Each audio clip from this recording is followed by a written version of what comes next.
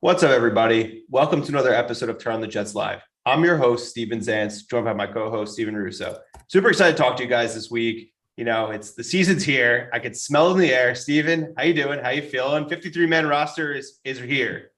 I feel good, man. We've made it, right? We're, I don't know, less than 2 weeks out. Roster cuts was exciting, different than years past, specifically recent memory. Jets have, 7 guys that they cut that go claimed with other teams, which just kind of shows the difference in the depth of the roster. But overall, man, excited for how this roster is shaking out.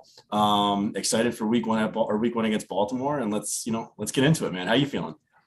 Listen, it's weird. I feel less confident about this team for some reason. And I was kind of talking about this in our Slack. It's not that like there's anything that they did with these 53-man roster cuts that like I'm overly concerned about. I mean, we're going to talk about this in a second, but like there's just like the vibes were so good in the offseason. Like we got excited. Zach got hurt and then it kind of like stuck like something in our hearts. So I couldn't think of the expression, but I just had this weird feeling and I'm just not feeling good about it right now. I mean, look, I know. I've been like very positive and complimentary of what they've done, but like just the Vegas odds are weird. I read this article on the Athletic talk. It was basically like a simulator and it projected the Jets have 4 wins and like the worst total in the league. And I'm just like, there's just something that doesn't smell right. And I don't want to be negative because I still think that they're going to be much better and everything. It's just, there's something there. And I don't know. I'm hoping I'm going to shake this off before the Baltimore game.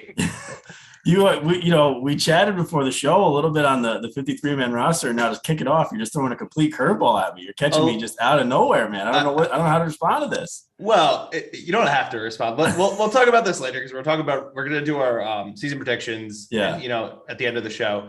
But I want to pass it to you, just kick it off. Like, I feel like there's 2 obvious things that everybody is definitely thinking about and tweeting about this 53-man roster and, how it's shaping up. What do you think so far? Give me one of those thoughts and then I'll talk about the other.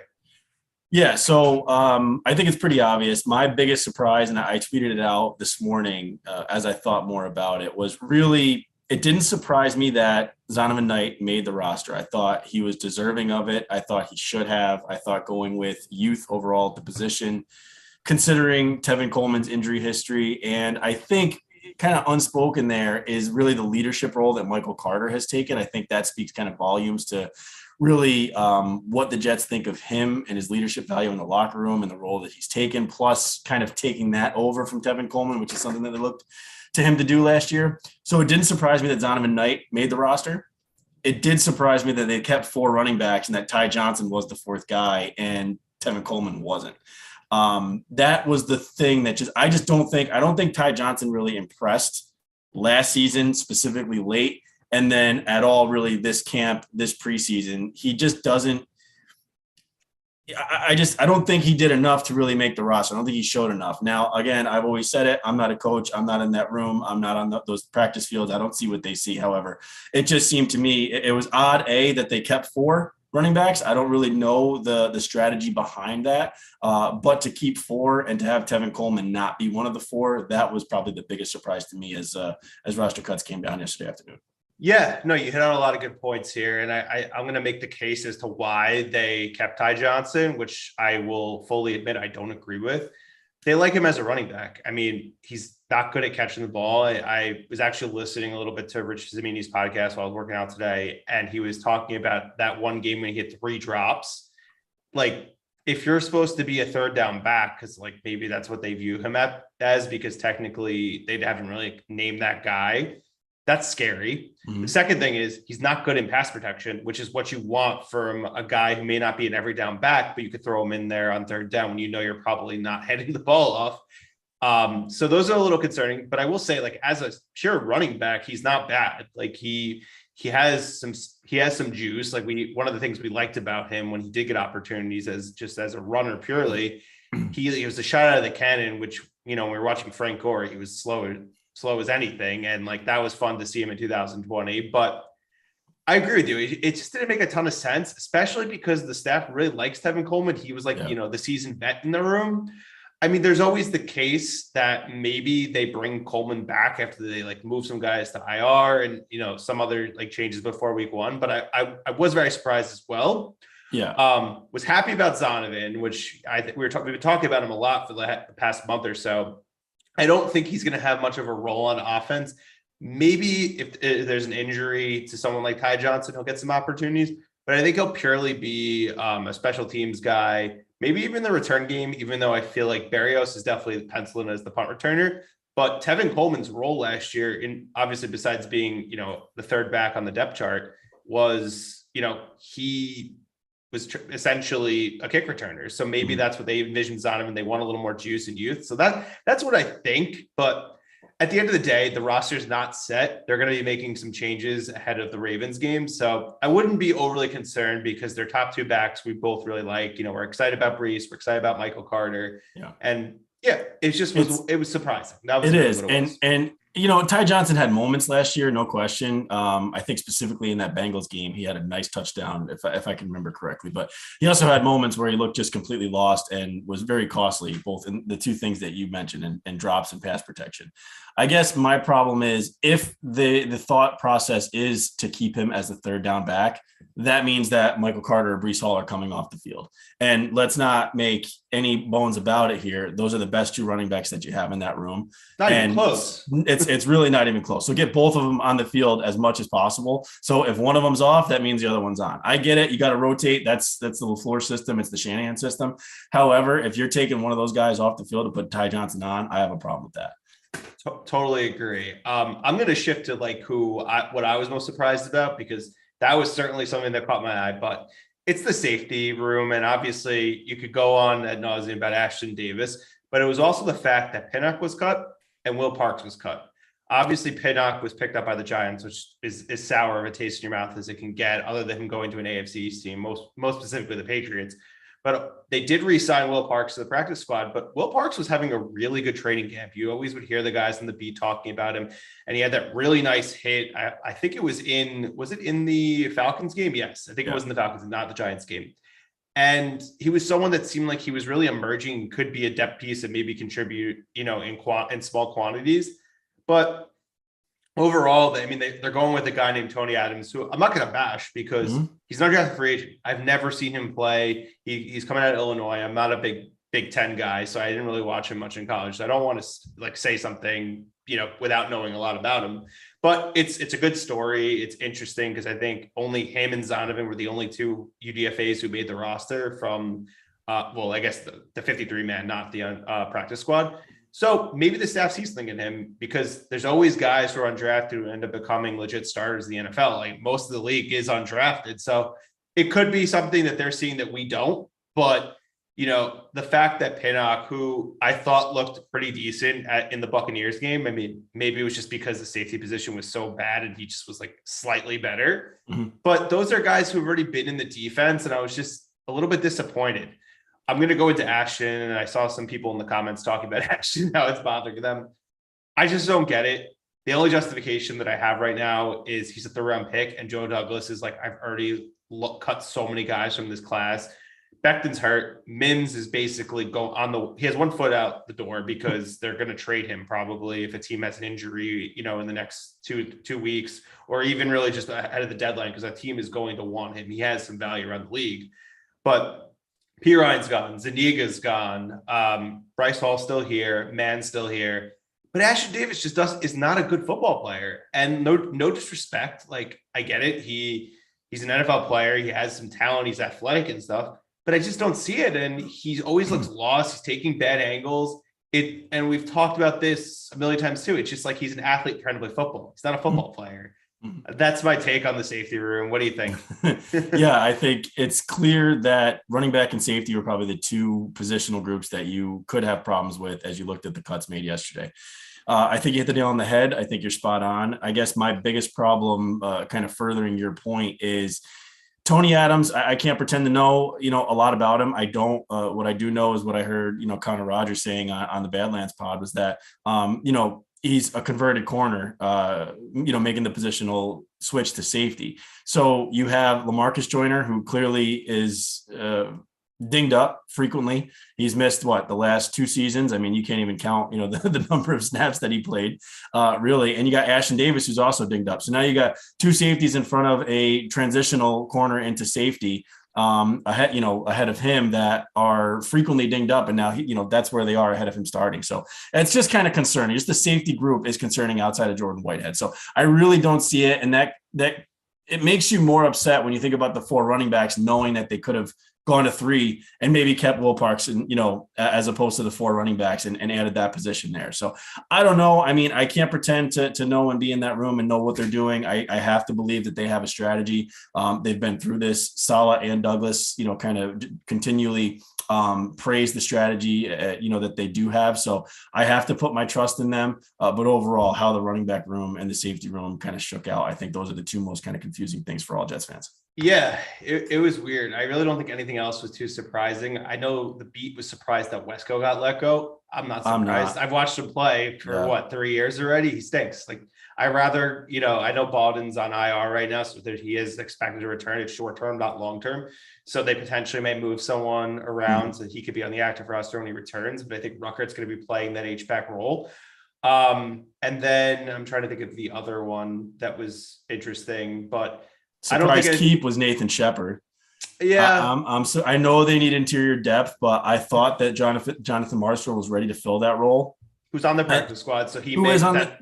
6th-round draft pick last year. And the thing is with Jonathan Marshall is that I got to continue to remind myself like stuff like this and how I felt last year when they made that pick. It's like, oh, really making another, interior defensive lineman pick. What are we doing? And then here I am a year later, and I'm upset that they cut him and bring him back to the practice squad. But honestly, man, overall, 10,000 foot view, you can't have too many problems with it. The one other thing that I will say, and I can't really make an argument for who I would have cut over him. I was surprised that Hamza Nasruddin got cut and just completely let go. I was, for some reason, I feel like I was just hearing more and more that he was making plays in camp. I do think that Sherwood impressed more than he did, so it doesn't surprise me that Sherwood made it over Nasruddin. I was surprised a little bit that they completely cut him. Yeah, it seemed like he was trending in that regard. Yeah. And I think the fact what's a little concerning is, like, I get it. Hamza hasn't impressed so far and he was hurt a lot of his rookie season, but the linebackers are thin. So like, at least he has history in the system, even if he was hurt last year. So like, you feel safer with him than someone who's trying to learn the system who never played in it last year. I do think there'll be some moves. Like, I'm sure there'll be more veterans added to this roster, especially when IR, shakes out. But Hamza, I believe, did get signed to the practice squad. Most of the guys that they cut, with the exception of Pinnock, that we wanted them to keep, are here. So like Pinnock, what's it called? Parks is here. Strevler's here. The GOAT. Everyone's excited about Chris Strevler. I'm trying to think. I think Zuniga, I'm not 100%. I know Grant Hermans was kept on the practice squad. I have to take a look. But most of the guys that they kept were part of the team all summer. So no surprises there. I do think Will Parks will be elevated to the roster at some point because Lamarcus Joyner has not shown he could be healthy for 2 years. And that's also why I'm concerned. I don't think Joyner is a bad player necessarily. I think he actually could be solid for them if he could stay out there. But there's not a lot of indication that he's going to, because he's gotten older and he's had trouble staying on the field the last 2 seasons. So yeah, that's kind of where my head's at with it. I know you touched on this in the top of the show, but you mentioned how the Jets had 7 guys actually claimed, which was the highest among any team in the league. It's also the highest that people can really recall in recent memory. So you can look at it in 2 folds. You can look at, one, the Jets are amazing and they have all this great talent, and that's why they cut these guys. Or 2, they don't know what the hell they're doing. So what do you think of this? I lean more optimistic, but what do you think about this?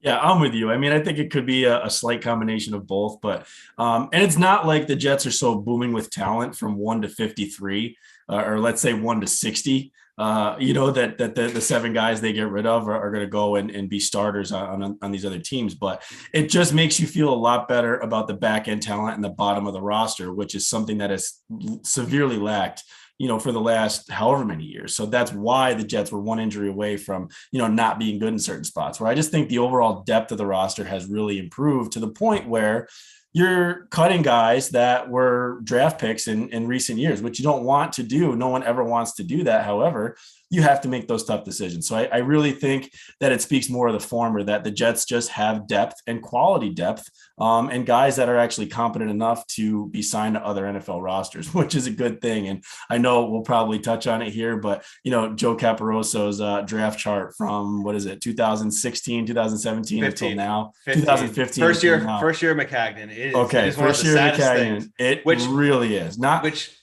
Sorry, go ahead. I'm building off this point because I tweeted this out yesterday when I saw it in an article from Zach Rosenblatt from The Athletic. Nathan Shepard is the longest tenured Jet on the team. It's the saddest thing you'll ever hear. This guy shouldn't even be on the team, and that's what we're talking about here. Oh my God. Like, he gets penalties. He's not good. He's been average at best. And man, that tells you everything you need to know about being a Jets fan in the last decade, when that's in 2022, your longest tenured member. I know it's a sad truth, a sad reality, but seeing that chart and all of the players that are just no longer in the NFL it's alarming. It's hard to be that bad.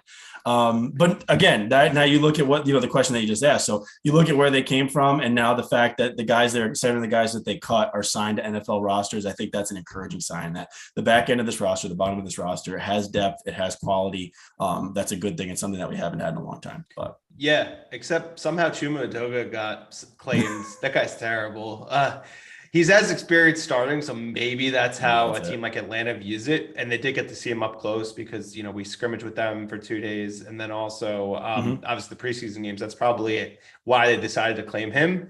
He sucks. There's no way around it. I think it's just offensive line depth is just such a scarce thing right now. That's why teams are just clamoring for it. And it's really the quality of it is not there. Because especially for he's obviously tackle, but center, if your starting center goes down, I always have flashbacks to when Nick Mangold got hurt when Sanchez was the quarterback, and they put that guy from Arizona. I can't remember his name, but man, it went downhill so quick. The Jets just literally looked so inept, and they couldn't just function as an offense. And it's scary. And I agree with you. You can never have enough offensive linemen, which is why Dwayne Brown was being considered even before Mekhi Becton got hurt, and now he's starting and he's looking good. So I'm excited.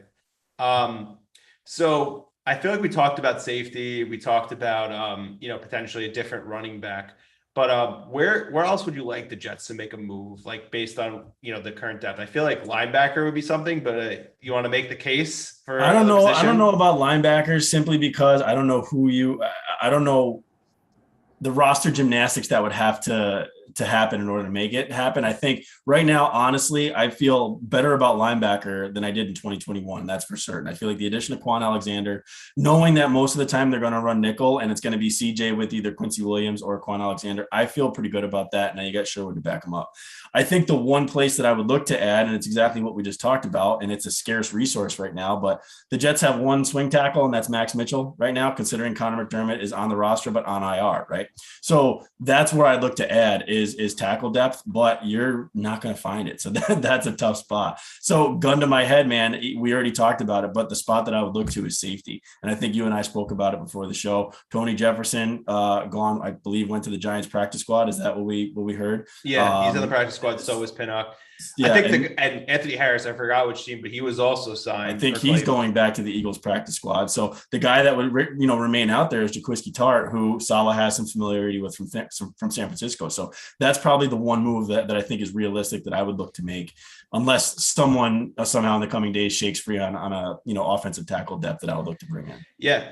I'll say this though, when you're talking about Max Mitchell and you brought up a good point, he's the swing tackle, the backup guy. I think it's a good sign actually, because he made it over Edoga, as bad as we think Edoga is, and maybe he's, that's not really saying much. For a rookie 4th round pick to be trusted in that role over someone who's been in the league for a few years, has experience as a starter, not that that's saying anything because he was put in a spot duty.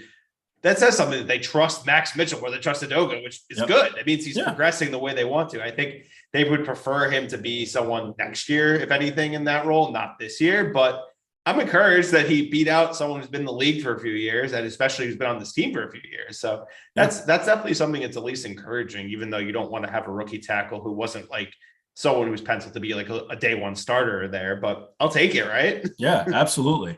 Absolutely. So let's, obviously the roster cuts and getting down to 53 has kind of dominated the news recently, but let's go back to the Giants game. Talk to me about your feelings on that. It was a very exciting game, obviously, but talk to me overall about what you thought on the Giants game. So, defense, I thought looked really good, at least with the first team. I thought the defensive line looked awesome. I know they were going against backups, so I'm going to, take that for what it is. But Carl Lawson was everything that I hope to see. Obviously, you need to see it in a regular game, but it's consistent with what you heard about him last summer. It's consistent with what you heard about him this summer. Just flying into the backfield. That first step is amazing.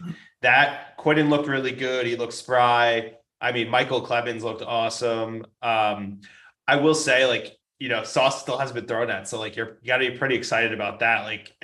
He's ranking well in PFF grades. I know we always joke that's you trust them in their favor, but you don't trust them when they're not in your favor. But people like what they see from him. I've seen, credible people, in the NFL saying that he looks the part when they look at him on film already. So that's got to have you excited. I know people were kind of panicking about the offense because they didn't look so crisp. I didn't looked as bad as we're saying. He missed a couple throws. I will say that. Threw a really bad interception, but he was getting the ball out quick, which I want to see, which has been an issue for Jets quarterbacks for so long.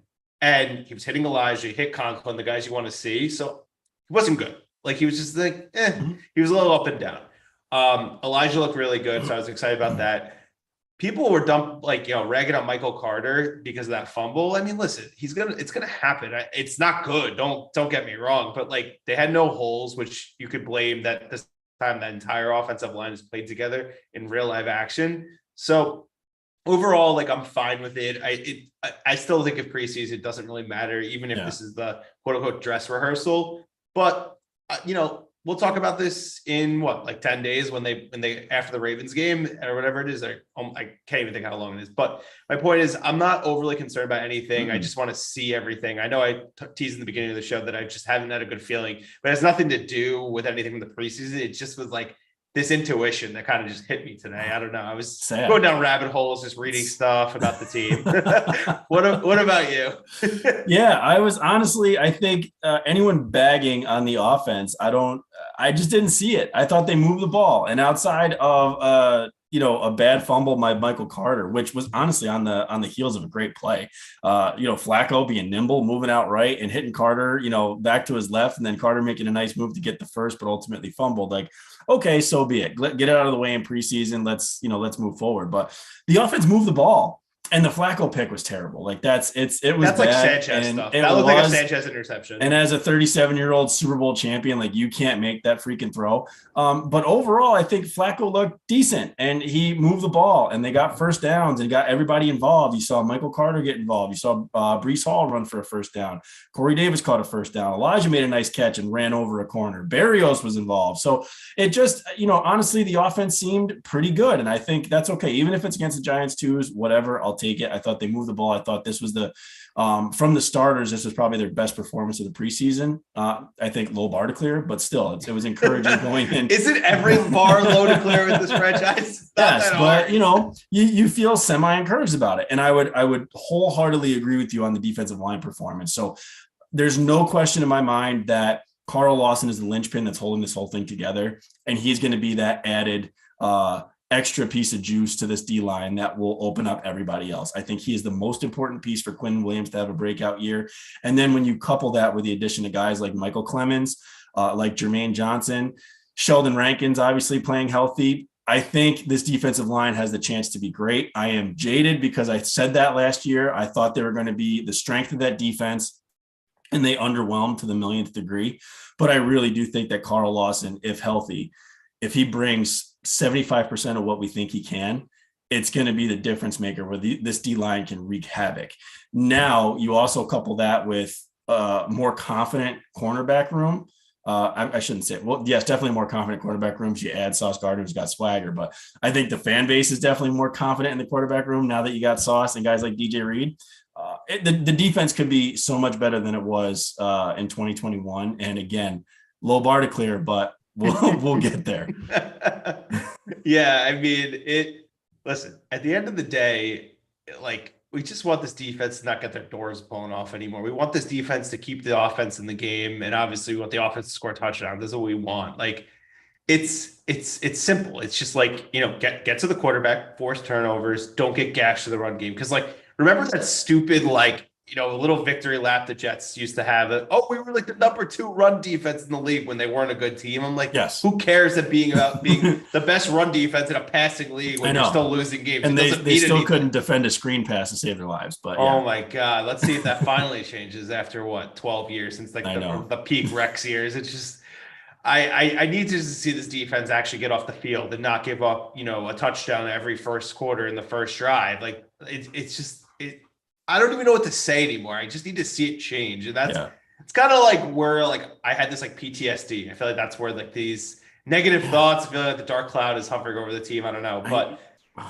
it's making me sad. I need to be the beacon of positivity and hope for this show now, man. That you're just, I know. My record prediction just keeps ticking up every time you talk about the sadness. Good. It's going to be 13-4 by the end of the show. Oh my God. Please do not ever say anything like that. I will say though, if we go back to the Giants game and you mentioned it, but seeing Flacco hit Tyler Conklin down the seam just brought so much joy to me. Like a tight end that runs a beautiful seam route and gets yak on it with a nicely thrown ball over the middle. Like that is just, it was so sweet to see. I missed it so much. I know it's like Dustin Keller reincarnated over here. He's gonna be better than Dustin Keller. He could be. I think he could be. It's just funny with him though, because like he is not getting any fantasy buzz. I understand people are proceeding with caution with the Jets offensive player other than Elijah Moore and I guess Breece Hall because of volume. Yep. But like, if you read anything about this team, like we do, like you're following closely, he's been very, very good all of camp. One of the best players on offense for sure. And somebody's going to have to catch passes. Like he didn't even go, I did a draft last night. He didn't get picked. I'm like keeping my eye on him to see if like how he does in the first couple of weeks before I decided to make a claim. Because I think I took Dalton Schultz, so he would be my backup or maybe potentially a flex guy, but like, he could be really sneaky, and I thought he showed a lot of promise last year in Minnesota. I think he caught 60 balls, right? That's pretty damn good for a guy who was not a high draft pick, who's a tight end, In an offense with Justin Jefferson and Adam Thielen. So, and I think that's the biggest question when you talk about Tyler Conklin, and when you talk about really any Jets fantasy value outside of Elijah Moore, is really how they're going to spread the wealth. Because I don't think they have that, they don't. Elijah Moore is the guy, but outside of that, I think we've talked about it. Corey Davis, Garrett Wilson, Tyler Conklin, CJ Uzomah are probably all going to be really fighting where that 2, 3, 4, 5, where those targets go. It's going to be a mishmash, and they're all going to be kind of grouped together. But I do think Conklin could kind of separate himself there. But I agree with you. I think he's going under the radar. I think all the attention goes to Elijah Moore, and really Garrett Wilson too, because it's number 10 pick overall. So especially in like keeper leagues and stuff like that.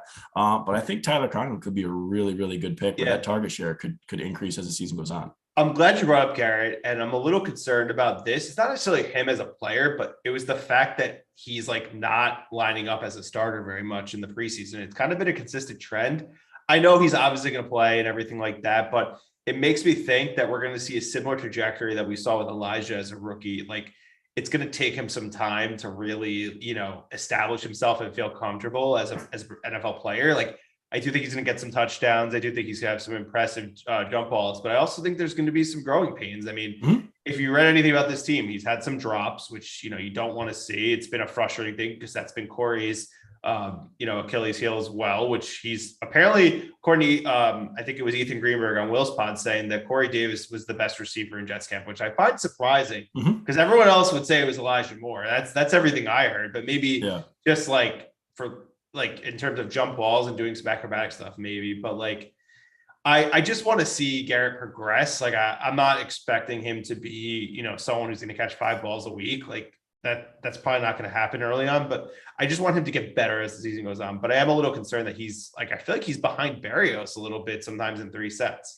Yeah, I mean, I'm not as concerned, I don't think, as you are. I would say that the offensive coaching staff, I think, has an infatuation with Berrios, and rightfully so. I think he proved a lot down the stretch last season, but I think it speaks more volumes to the talent that the Jets have on the offensive side of the ball, specifically at the weapons where they can spread the wealth, and they really don't have to bring Garrett Wilson in immediately and rely on him to contribute immediately. So I think bringing him along slowly is, probably a good thing. I want to see him get reps. I want to see him get catches. I think the talent's there, but I'm not gonna worry too much about preseason reps and 3 wide receiver sets kind of going Berrios' direction over Garrett Wilson. I think the season will roll along and we'll see soon enough. But I think ultimately it's probably a good thing that the Jets don't have to, rely on their number 10 overall pick to come in and contribute immediately and be the guy. If the offense is struggling, and no one's getting separation and we see Berrios not doing anything and Garrett Wilson still can't get on the field and we're kind of in a Denzel Mims from early last season situation, then I'd be concerned. But overall, I'll pump the brakes on being, getting hyped up about it right now. Totally fair. I want to cap the show with record predictions. Obviously, next week is technically week 1, but we're going to be talking a lot more about, previewing the game versus the actual season itself. So I'm going to pass it to you. I want you to give our fans your record prediction and give us a little, justification as to why you feel this way. And then I'll go with mine. Both of them will actually be in the Badlands season preview guys. So any Badlands subscribers will see this in more written form, but I'll try not to give away as much. I'll just be a little more vague, but I'll go into it. What do you got? All right. So I'm going to go with my optimistic self. I'm going to go 9-8, but the Jets just miss out on a playoff spot, but they are playing meaningful games in December, which is really all this fan base can ask for. I just think I believe in the coaching staff tremendously. Honestly, I believe in Robert Saleh. I believe in what he's building. I believe in the culture that he has brought here and that he's built upon. I am buying in to players wanting to be here and wanting to play for him. And I think that this team has a lot more talent than they did last year. And I think they're going to be way more competitive. I have trust in Joe Flacco in week 1. And I really think that Zach Wilson is poised to make a significant year 2 jump, really because of the additions that they made on with the weapons and on the offensive side of the ball. So the fact that the Jets have kind of numerous weapons at their disposal is something that is a welcome change of pace from years past. The addition of Breece Hall along with Michael Carter, I think the running game, I really just see where I think they're going to surprise some people. I think they come out of September 2-2. And honestly, I think they can kind of build off of that for the rest of the season. I think it gets softer as the year goes on. So ultimately, I'm going to say 9-8. I'm going to say 3rd in the AFC East behind Buffalo, who's obviously number 1, and Miami number 2. They'll vie for a wild card spot, but ultimately not make it. But it's a good building block year for 2023 and where they can really, make a run. Winning season. Wow. Winning season. And I do, as we already mentioned in the show, there's no way for this defense to go backwards. They're going to be improved, but I think the defensive line is the key to this. And I think they really, really have a shot to get after the quarterbacks on the other side of the ball. I would be very happy with a 9-8 season. Here comes 2-15, man. No, it's not that bad. I'm gonna go 7-10. I've been going back and forth between 7 and 10, 8, 9, basically the whole summer. I've had moments where I've thought one, moments of the other. I've decided 7 and 10 is the hill I'm gonna die on. It sounds worse because you're losing double-digit games, which is like a frustrating thing as a Jets fan because it seems like that's just the story of the franchise. But obviously, winning 7 games would be, nearly double their win total from year over year, which is to me a very good improvement. Obviously, if they get to 8, then you're like, okay, this is something here because you're basically 500 in the new 17-week schedule.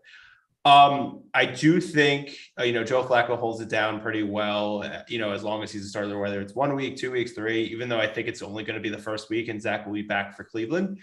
I do think offensively, you're going to see a lot of growth, especially with LaFleur as a play caller, because, it was a rough stretch for him, in the beginning of 2021. People wanted to fire him after the first month, and then over time he got better. I think you're going to see a lot more of what you saw the back half of the year. And I think he's going to be better than that, especially because he has better options to work with. Like he was doing a lot with a little at points. So I do think you're going to see that. I think when Zach does return, I think he's going to improve. I don't think it's going to be this like Joe Burrow like type leap, which Chris Sims said, I think it was right before the Hall of Fame game. So a couple weeks ago, I think it's going to be more along the lines of what we saw from Josh Allen in year 2. And I'm not saying he's on the trajectory of Josh Allen. He's going to be Josh Allen year 3. I think he's going to, throw over 20 touchdown passes. I think maybe 10 interceptions. I think he will still be prone to them because he likes to take chances. I think he's going to complete around like 65% of his passes, which is a very solid number. I'm not like asking him to do 70%. That's not feasible. I also think he's going to be probably around 4,000 yards, maybe a little bit less because he obviously is missing a game and he could miss a few. But overall, I think he's going to take steps. You're going to like what you see from Garrett overall. Same thing with Brees. I think Elijah emerges as the best player on this football team by the end of the season. I did have another prediction of him in the season preview guide, which I'll say for the readers. Going back defensively, like you said, the defense can't go anywhere but up. So I do expect this defense to actually be the better of the two units. I actually think they could be a top 15 defense, which is pretty, like, I know it's average on the surface, but if this is a top 15 defense, that means the Jets are going to be in football games. And that means that they're not going to get their doors blown off. It's going to give them a chance week in, week out. I think you're going to see significant improvements in getting to the quarterback. I think the secondary, other than maybe the safety spots, could be much improved. I think Sauce is going to flirt with defensive rookie of the year, which is going to be awesome because, we're going to go ride that coattail as much as we can. I do think you'll see somebody emerge who you didn't expect. And I actually think that guy's going to be Michael Clements. I think Michael Clements is going to be a legit contributor in year one. I know it's crazy to say because we have Jermaine Johnson, but an interesting nugget that I heard on Rich Cimini's podcast today was he has actually been better than Jermaine Johnson throughout training camp, which is, you can look at it in two ways. You could look at it as that's concerning about Jermaine, but I also think if one of them hits, I don't really care which one, right? Yeah. It's get us someone who's a legit player on this defensive line that is young and can emerge over time. We talked about this a couple episodes ago. I think it was with Jake Asman. Like the Ravens took Hayden Hurst in the first round and then took Mark Andrews in the fifth round. Mm-hmm. Mark Andrews is the one who panned out. I don't think Ravens fans care that Hayden Hurst didn't work out because Mark Andrews did. So if Michael Clemens ends up being really good, I really don't care if Jermaine Johnson. So be it. It's just added. It's just, it's icing on the cake. But going back to it, 7-10, I think, Zerline is actually going to be a major upgrade in the kick game, which is going to help us in, crucial situations. I talked about it already before. He's kicked the team to go to the Super Bowl, so I trust him in a big spot. So I know I started with a little bit of gloom and doom, but I'm going to shake that off. I'm going to get 7 excited. 7-10, I mean, that's not, I'll take that all day from you. I'm not for a loop, man. I'm not going to that 5-12. We're not going to see you walking around with the Robert Saleh positive vibes only shirt on. What are you doing? All right. Well, going back to it, just something I don't know. There's just so much negativity about them in the media. It's kind of getting to my head. I think that's what it is. It's I just see that snarky tweet from Mike Lombardi. You could look at the 7 guys getting claimed. Either they are the smartest team in the world or they don't know what they're doing. Yeah. Stuff like that's just annoying. It bothers me. The media is fading them. That's really what it is, which I should take it as that's a good thing because that you want to be slept on. And I think it'll allow this team playing with a chip on their shoulder. But the Jets are, until proven otherwise, they've been awful. So it's I need to see it before I believe it. And I'm hoping that I do see it. I'm not rooting for the demise or anything. I just don't have a good feeling until proven otherwise, don't go 0 for September. You cannot go 0 for September. We've talked about this at nauseam. That just can't happen. You can't. And honestly, the national coverage, it's a mile wide and an inch deep. So they just don't know enough about the Jets to say one way or another. So that's why it's very easy to just paint with a broad brush and think that the Jets are the same inept team that they've been for the last, 10 plus years. But I agree with you. I get it. And you always kind of have that black cloud until they prove you otherwise. But I choose positivity. I'm going to be optimistic. The Jets are going to have a winning record this year. And hey, maybe they come out and they beat Baltimore week 1. I don't know, man. I got a feeling. Joe Flacco revenge game. We'll see what happens. But no matter what, I think this season will be fun, barring any injuries. I think that the improvement is there across the board. They definitely have better weapons. You feel better about the quarterback position simply because Zach's going to take that he's going to take a leap in year 2. How big the leap is, we're going to determine that. But second year in the LaFleur system with better weapons surrounding him, I think this offensive line, simply for the fact, let's call Moses and Dwayne Brown an even swap, right? And we can fairly say that. The addition of Laken Tomlinson immediately makes this team, this offensive line, a better unit. You got Carl Lawson coming back on the defensive line. It's improved. You got Quan Alexander added to the linebacking core. That's an improved unit. You got Sauce Gardner and DJ Reed on the outside. That's an improved cornerback position. Safety, it's got to be better, right? Jordan Whitehead over Marcus May, who was injured. Lamarcus Joyner, who was, slated to start last year, over the revolving door at free safety they had, for the full season. So it's literally improved at every spot on the roster. They can't go backwards. I think we're going to see improvement. It should be much more fun to watch this year than it was last year. Let's just hope the defense can, to your point, be up to par a little bit more, not have those games where they just get the doors blown off. You think back to last year, the Saints game, the Eagles game, the Colts game, they couldn't stop a nosebleed. The Jets didn't have a chance from the jump. Let's make sure that we don't have any more of those games this year. At least we're, we got a fighting chance in the fourth quarter. Yep, you hit it on the head, man. I think that's a good way to cap it, with positivity instead of my negativity. But yeah, we appreciate everybody who tuned in tonight, and we appreciate everybody who's been listening on the podcast feed, which is a reminder, if you have not already, please subscribe on Apple or Spotify. Turn on the Jets Live, and you'll see our logo, TOJ, with our names. Also, if you give us a review, we really appreciate that, because all the reviews come a long way for us. Obviously, if you follow us, you probably know about Badlands. And if you have not become a Badlands subscriber, now is the time. All the in-season content's coming. Season preview guide is coming, which is going to be really awesome, especially if you like the draft guide. Also, make sure to, if you're a New Jersey resident, you are 21 up, to use Profit Exchange. It's an awesome app. I just signed up. I'm super excited to use it this season when I'm betting on football. And I know if you follow us, you've heard of it before, but definitely look into it. It's great. And we really appreciate everyone tuning in, and we look forward to talking to you guys